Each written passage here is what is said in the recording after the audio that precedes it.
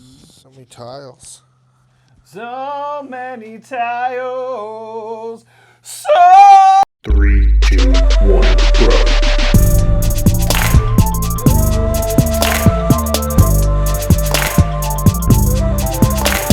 What's up, everybody? We're the Brothers Murph. I am Nick. I'm Mike. Indeed, and we're here back with another Hot 10, Top 10. How lucky are we that we have another top 10 today? Oh my gosh. So we're going to be doing our top 10 tile plays with the sexiest of all mechanics. Get a tile.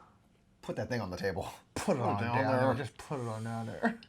Placing tiles, tile placement games. There's a lot of them out there. There's a lot. Well, because tile placement is one of the things that it can be a very small mechanic in a Right. big game, you know? If you wanted to be real loosey-goosey with it, I mean, there's lot no of games. end to the games that have tile placement in it. We're trying to, for the most part, focus on games where the tile placement is really a big piece of the game. If it's not the main focal point, it's at least half. at least 50-50. half or so. Yeah, Or it's the like other part of the game is what fuels the tile placement part. Yes. We won't talk too much about it. yeah. So it's one of those things where there's a lot of games like, well, you place tiles here and there. It's like, but I wouldn't consider that I'd like one thing that's not on our list is like Terraforming Mars. Yes, it's a tile placement game because you're placing tiles, but to me that's an engine building game. It's The tile an engine placement building, is tableau building game with a bit of tile so placement. secondary. Yeah. You know, not even it's thirdary, and so it's just like it's one of those things. So like that's not on our list, even though it is a tile placement game. Also, one thing that's not on our list because it's just sort of the grandfather mall.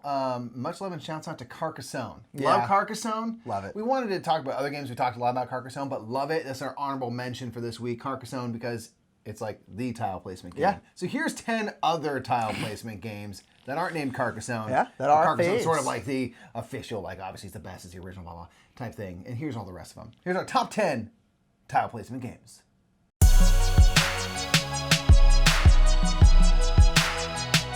Number 10 coming hot, which is Brucas Katukas, Bruno Catala. Spiel Jars winner, King Domino. This is a tile placement game where all you're doing is placing tiles. Domino type tiles. The tiles will have split in half domino tiles on either side. They'll be different, for the most part, different landscapes. So there's like fields, there's water, there's like yellow, Mines, there's swamp, mines, swamp, all different kinds of stuff. seas. And like dominoes, when you place it down in your ever-growing little kingdom, you have to match one of the sides. So like if you have a forest side, you have to match that to another forest. But you only have to match one half the sides, not both halves. Yeah. And so essentially you're putting them out, putting your dominoes into a 5x5, or if you're playing the two-player game, you can play a 7x7 grid. And you're essentially just trying to maximize the placement of your tiles because some of the tiles will also have crowns on them. And essentially at the end of the game, you look at each separate area. Like you have your big farm here, so you count the amount of spaces in that farm times the amount of crowns in that farm, and that's your score for that little area. You go through, score all your different areas, whoever has the most points wins. And it's just a great, simple little, I mean, it's 15, 20-minute game, real quick, real easy. Plays great at 2, 3, 4. It's just a wonderful, wonderful, great family game that's all about tile placement. It's great. The thing I love is also the tiles are numbered, and the lower numbered tiles will be less valuable.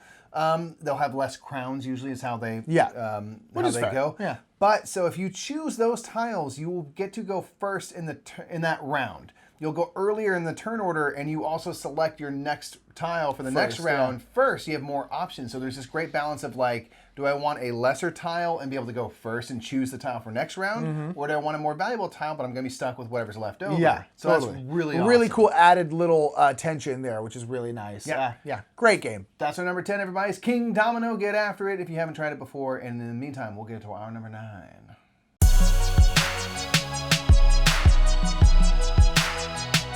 That one, number 9, is the newest game on our list by a bunch, so much so that we just got it and have played it a few times. Really love it. Yeah, we played it a couple times before that, but yeah, it's really good. Since we purchased, I love cats. Yeah, Polyomino really good tiles, because cats are like, I'm going to lay this way. So someone said, like, I'm going to make polyomino tiles because cats aren't, they don't make sense. They're liquid. They don't have physics. Yeah, they're a non-Newtonian fluid for They're sure. guyuk. Oobleck, depending on where you are in the world. Yeah, so this game uses card drafting to ultimately fuel rescuing cats and putting them on your boat, which are the polyomino tiles. And the thing I love about this game is there are lesson cards. So among the cards you draft, there's things that'll give you like little anytime actions, there's treasures you can get, and there's these lesson cards which are all endgame scoring. So throughout the game, how you build out your boat with these polyomino cats can change rapidly. It can vary greatly, and you might change your strategy because you have these new end game scoring opportunities. And I think it's so fascinating because it's a puzzly game anyway, because you're trying to put together... Well, there's like a set generic way that you want to put your cats down. You want to have the cats of the same color next to each other, and there's spots you want to cover up. Right. That's like the general, do this, it'll score you points and limit your negative points. But then these lessons maybe say like, okay, if you don't fill rooms, you lose points. But maybe I want to leave a couple rooms open because this lesson card will give me more points if I don't fill them than if I did fill them. So now I'm going to avoid this area. And there's rats all over your boat. There's rats on your boat. There's rats on your boats, which are usually -1 point for every rat you didn't cover up. But there's a card that gives you 2 points for every rat you don't cover up. So in that case, you essentially get +1 point. And so now you want to leave all your rats uncovered. And so it starts changing everything about the game, and it's so good. Yeah, that's what's really fun is like any sort of polyomino tile placement game is something that we're interested in, we're going to enjoy. Yeah, but now you have it where within the game itself, you might shift what you're trying to do in a big bad way, and it's very cool. So Isle of Cats is very fun. It mixes card drafting and this tile placement games and blends those two things together in such a cool way. I really enjoy it. Fantastic solo game as well. That's our number 9 is Isle of Cats. So good. Oh, it's really good. We'll get into our number 8 in the meantime while we just dream about cats, I guess.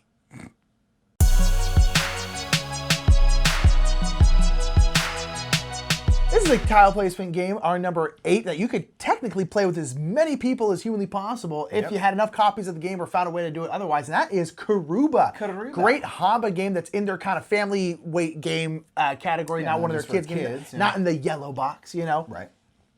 And Karuba is a great game where everyone gets bored, that you're essentially trying to make a path from your like adventurers to these different temples around. Right. And you each all have tiles, was it 1 through 30?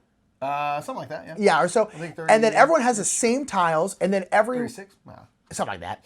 And then we flip over a card, and it tells you what tile you then have to place. And everyone has to go through and find that exact tile and place it in their little area. And you're making these paths, kind of like a lot of these, like kind of Carcassonne style, where you're making paths, and then your adventurer will then move along that path, and you're trying to get them to their destination. But it's super cool because, like a lot of like roll-and rides where you're all putting the exact same thing in your little area, a couple turns in, all of your maps look totally different. You know, I'm gonna set up for this thing. I'm gonna do this. I'm gonna do this. I'm gonna do this, and it's cool because you can either put the tile in your tableau, or you can discard it, and then however many paths are on the tile, that's how far your adventurer can move. Yeah. And there's also like gold on the board that you're trying to collect. Diamonds. Yeah, and it's like, it's super, super cool, super fun, simple little game that you can play with as many people as you want. And it just works. It's that kind of simultaneous selection thing where you all have the exact same thing, and you're just trying to make it work. You're trying to race to the finish, trying to get as many points as possible.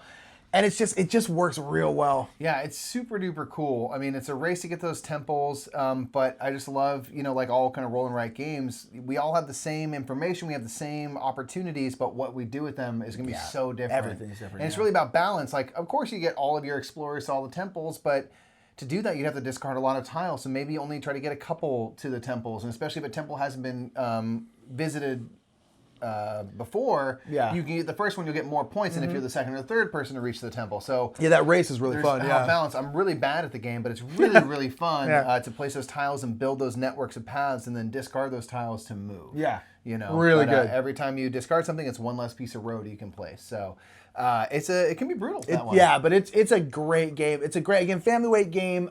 Really easy to pick up.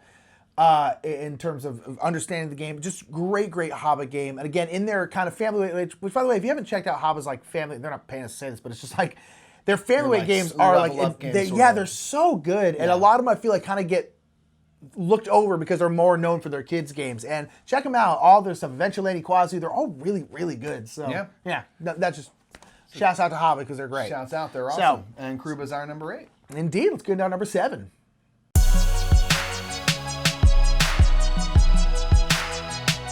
So our number 7 is a game that we quite love where you're trying to race between gaining money and gaining fame. It's Rajs Laganja. That's the real race of life right there. Yeah, so this game has kind of sort of feels like a lot of things going on. You have these dice There's a lot going on. Sort of using as your currency.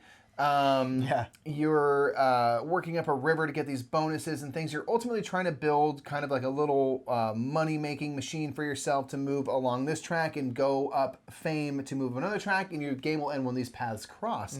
Now, it all comes down to you build out this little, kind of looks like Karuba actually, this little tableau of tiles in front of you. That all have to reach back to your palace. You have a palace and you have these tiles you can place, and you're going to build little routes to the edges of your little board that will give you kind of one-time bonuses. And then what's on those tiles are going to be buildings, which give you fame. There's going to be different types of markets, which will get you money if you then use the market spaces on the main kind of central board.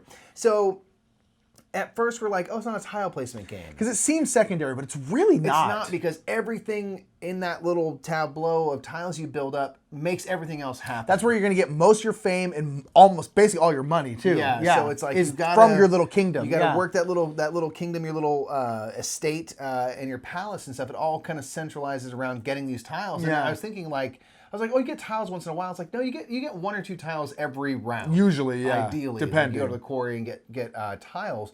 So it's just this really fun game of like, in theory, you could go all markets and not really worry about getting the buildings that give you fame, and just try to go to the markets every round and get a lot of money. Or you can do the opposite, or you can kind of meet in the middle, because the game ends once they cross their tracks. So it's a kind of also a race game as well, with a really cool theme that's very different. You don't see games set in that world very often, and on top of that, it's gorgeous. It's just beautiful. Yeah, really beautiful. A really great design, and the tile placement is, despite the fact that it doesn't seem like it is, because it's your own little personal board, not the main board where you're doing like the worker placement stuff like that. But it actually is. It's everything you're doing in the game is kind of based around your little estate. Yeah. And it just doesn't seem like that, but it totally is. But everything you're doing is to get the next tile. Yeah, it's just a means then to get to this. Yeah, exactly. Yeah, so it's super fun. Really good game. Beautiful, great design by the brands, Marcus and Nika brand.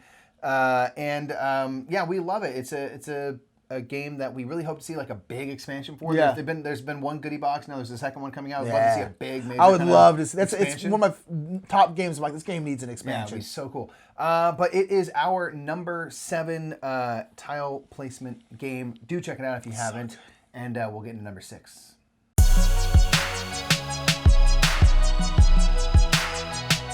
Now this one is going to be a little confusing for people, because this is Mike's favorite game, and last week we did the list was my 3rd favorite game, probably still there, and that is A Feast for Odin. Now, even though it's Mike's favorite game, you're like, why is it number 1? It's because the tile. This is probably the game where the tile placement is the tough one to rank. It's a tough one to rank because we're kind of ranked other ones higher because the tile placement is a bigger part of that game. Correct. Or the tile placement in that game is more interesting than the tile placement in this game. We're trying to think of it in that way. But nonetheless, the game is kind of based around tile placement, because kind of like Rajs Laganja's, you're doing all these different things, in this case also worker placement, but it's all based off of getting these tiles and then placing them in, I don't know what you call it, your little area to essentially negate the negative points. Your square, your Viking square. And despite the fact that that's what you're doing, you're filling up your Viking square, it's a big part of that game is that, and the tile placement is really interesting because you are getting these different shapes, these different sizes of tiles, and trying to make them work in this puzzle. And then if you ever get one of the islands, then the one on your main board is a square. Yeah, but the Viking square there is weird shapes, so you have to then make it work with the shapes that you have, and it's really good. But this one is one where like the tile placement is not front and center, which is why it's not higher on our list. It's not, but it is, because all of the worker placement spots, you're just getting ultimately tiles. You're going to be doing stuff to get tiles, and then hope to upgrade those tiles to the point where they're usable for your square or feeding your Vikings and stuff. So we always think of it as like a worker placement game first, but the worker placement gets you the other half of the game, which is the tile placement. Yeah, it really is pretty half and half, where you get a lot of your points and stuff. So it's kind of like a half and half game, but it's just brilliant. I mean, Feast for Odin's a game we absolutely love. It's my favorite game of all time, and the tile placement's really cool and interesting. I mean, the polyominoes, that little Viking square fueled the idea kind of for patchwork. So I mean, it like clearly is something that's very interesting, but it's part of a big part, but part of another bigger half of a game. So that's why it's our number 6 is A Feast for Odin. Fantastic game. Really and with that, let's get number 5.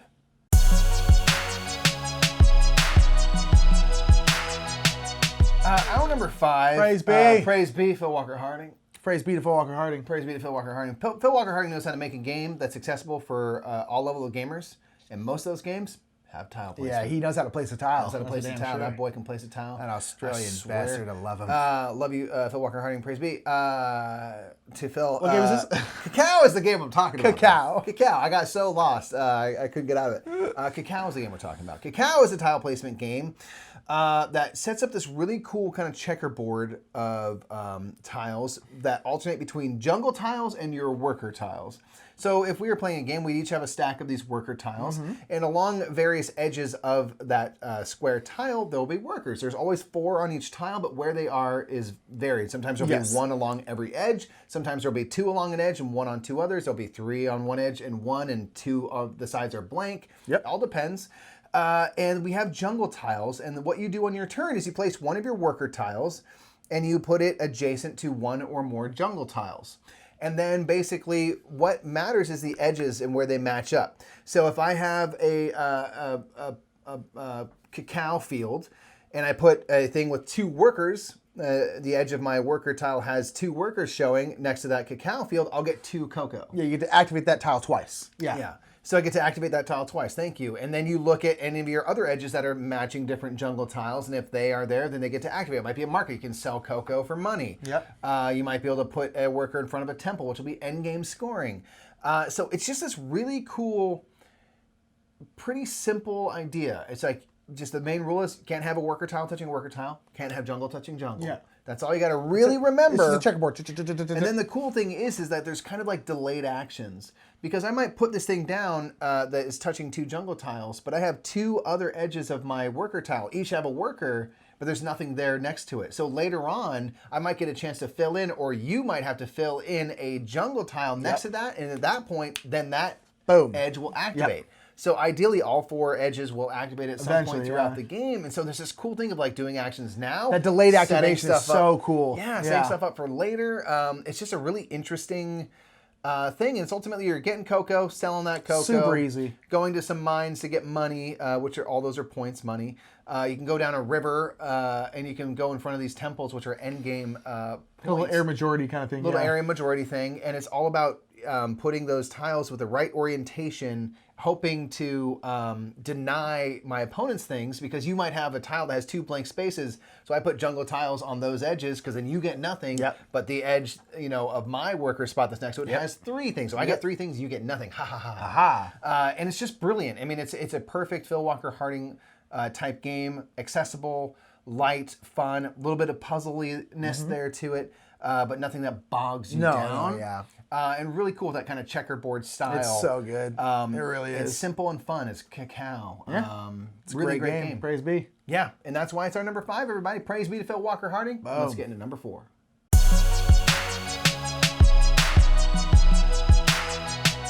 All right, our number 4 is a little ditty named Tales of Glory. Tales of Glory is a great game. This game we discovered last year, actually around this time, because it was at Origins is where we played it for the first time.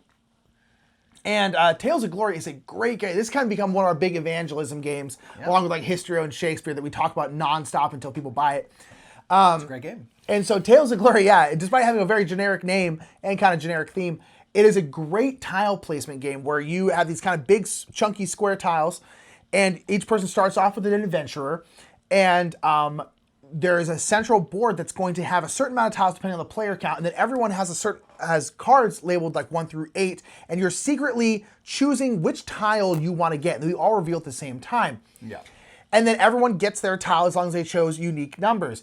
If 2 people chose the same number, then the person who's first in player order gets the tile, and the other person then has to wait for everyone else to take all their tiles, leftovers. and then they get to choose from the leftovers. And so, especially in higher player count games like 4 and 5, it just gets so like, oh God, please, please, please, please Do I do. go for what I really want, or do I try to go to something that I think no one else is going to choose? Yeah, like being last in player order sucks because it's so hard to get what you want. And then you grab that tile, and then like a lot of tile placement games, you're placing it in your tableau, and then what you place it next to matters. Yeah. because if you place it next to this, it can give you extra points. You can get points, you can get money, you can get potions, you can get like combat. There's like monsters that you can draft that you can put in there, and then you have to fight them and stuff. And again, it's all very kind of abstract and stuff in terms of what you're doing, but it's really, really fun. And it's a great kind of like light, medium game, not heavy by any stretch of the imagination, but it just goes down smooth. People just like it. It's easy. It's easy to grok. It's just fun. It's difficult. You have that tension with the choosing the cards, and then you have to make do with what you get, and then trying to figure out the right way to make your little kingdom, whatever tableau thing area. And then it works so well, and it's a game that kind of gets overlooked a lot. Yeah. I think because it just looks generic, sounds generic, and it's really, really fun. And I'm constantly like, let's play this because I want more people to play. And then it always seems to go over well. So if you have a chance to play Tales of Glory, do it. It's a great tableau tile placing game. It's just really, really fun. Goes down smooth, and it's great. Oh, it's real good. Yeah. Check it out, everybody. That's our number 4, Tales of Glory. Wow. Quick, fun, great game. Let's get into number 3.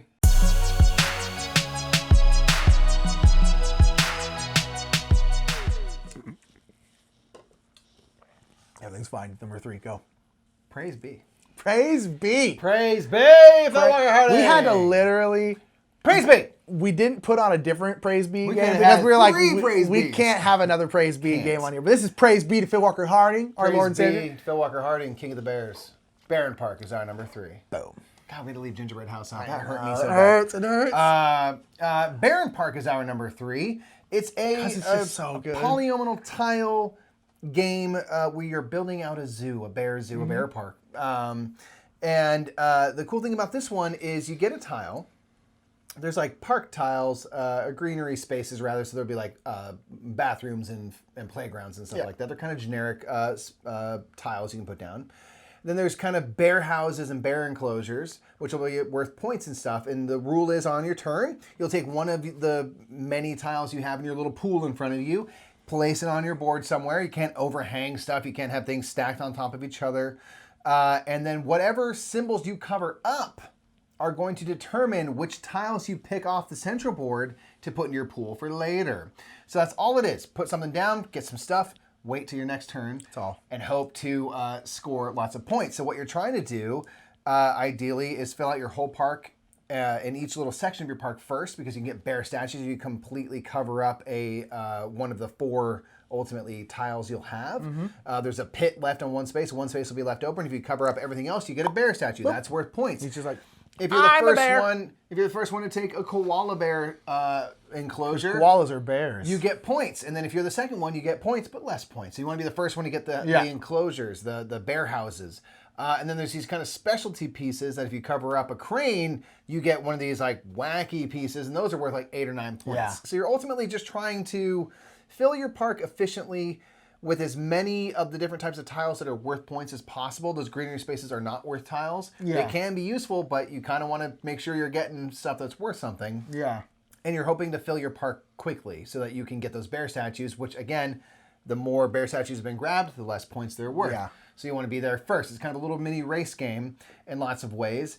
And this game is good because it's just like chill. Yeah, it's a great game at the end of the night. It's just like you and nice. your spouse, and you're just like, I want to play a game, but I don't want to play anything. Let's play something pretty chill. Let's play Barron Park. You can just kind of sit there and just play stuff. It's just nice, man. Yeah, and the cool thing is you can play with kind of like objectives, or you can leave those out if you'd rather not keep it lighter. And there's a bit of contention for those, but not a ton. The cool thing I like about Barron Park is like everyone has a chance to get all the things. You just might not get it for as many points because you were the slowest one to get it. Yeah, pretty much. But those little achievements are great. You'll have 3 goals per game, and so maybe I want to get the golden bears more, or I want to get 3 of the river green spaces to make a contiguous river, and that can get, so it'll change up your strategy from play to play. And then we actually got the Bad News Bears expansion recently, which adds a couple modules you can play with one or both of them. And that really, for me, breathed some new life into this game. Yeah, totally. Because it's super good, it's super chill. Every time you play it, everyone's just kind of like, This is nice. and it's all about that tile placement. It's 100% tile placement, and we love it. So we've talked about it a lot. Barron Park is our number 3. It's just a nice, chill experience, and that's why we like it. Boom. So with that, let's get into our number 2. Boom.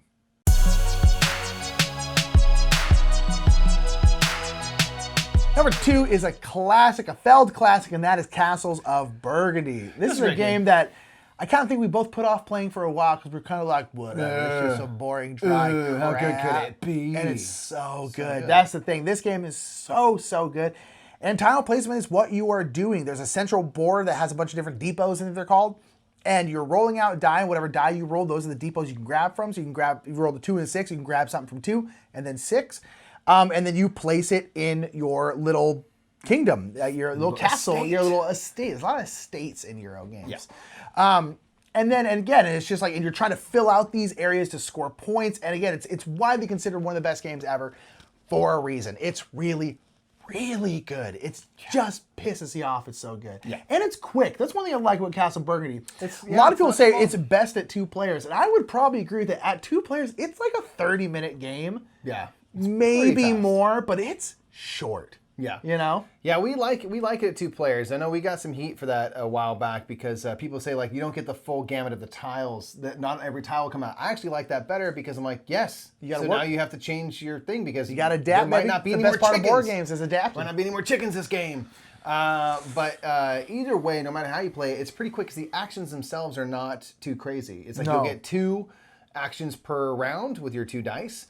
And this dice are about everything. It's like what allows you to take tiles from the central board. It allows you to place tiles in your estate. So it's like fairly, it's just clean, right? I mean, it really Castle is. Burgundy is good because it's just clean. It's awesome. I haven't really seen a game that does better with like dice manipulation, how you can work with everything, and how you can use and allocate those dice. Yeah, there's never like a bad, because dice rolling is always tough because if you're a bad dice roller, you can just get screwed. But in this game, you never really are. Because there's always choices, because you can always, at the very, very least, get rid of a die to get 2 workers, which allows you to manipulate your dice more. So it's like, it's never a bad thing, you know? It's just a great game, and it's all about how you place those tiles out, filling different areas with certain types of tiles, the way that they all score and work, and the abilities the buildings have and stuff. It all comes down to those that tile placement.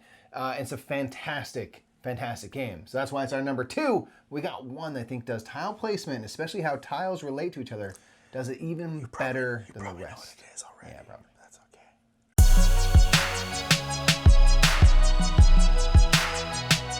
You know it if you know us. If you know us, you know that this is a game where we are willing to buy a $100 version of a game we already owned. We've never done that before. Because it's for Suburbia, man. It's because it's for Suburbia. Suburbia, the tile placement game. According to us. Yeah. According to us, it's the tile placement game. Because in this game, you are building a suburb, and it's all about these hexagonal tiles, a la Castles of Burgundy. And it's mad sexy. And the cool thing is that it's all about the tiles and the way they relate to each other. Yes. Now, sometimes that's about adjacency. This tile wants to be surrounded by this kind of tile. Yeah.